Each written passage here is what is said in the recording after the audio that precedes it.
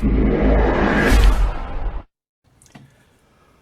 looking at a SOKI Victornox Swiss Army style watch.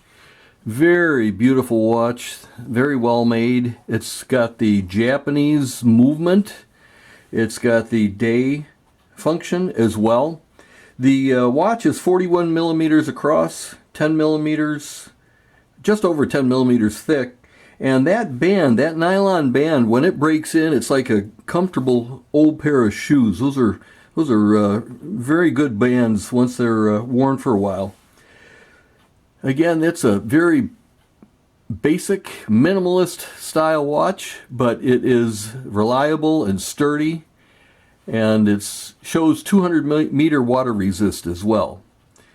I don't think I'd go that deep. It's not really meant for scuba diving, but heck, give it a try.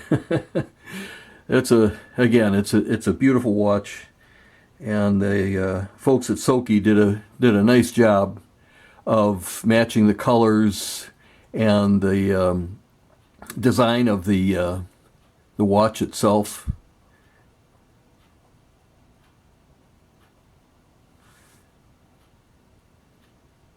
Thanks for watching.